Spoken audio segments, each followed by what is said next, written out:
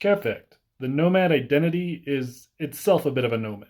The first iteration of this identity was in 1974 after Steve Rogers stopped being Captain America and took up the name Nomad to continue superheroing despite not holding his ordinary title. He kept the identity for a few issues, but of course eventually went back to being Captain America.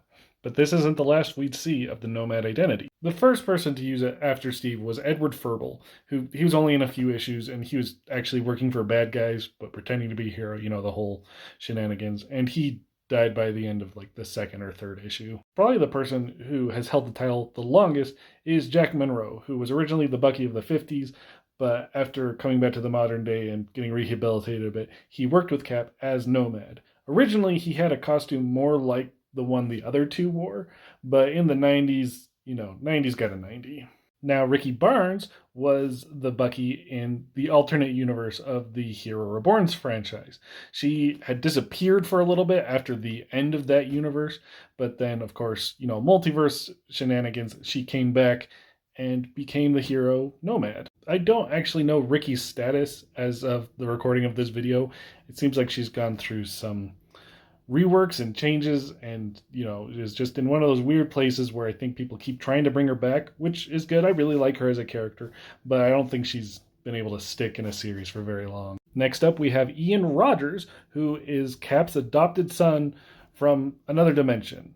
He was created by Arnim Zola, but Steve rescued him, raised him, and at some point in this, he became the Nomad. This is the first costume he wore. He's worn others since, and he has, popped in and out of the comics for a little. And then the most recent one is this guy. He was a villain for a little bit, known as the Redacted, and was in the most recent run of Captain America.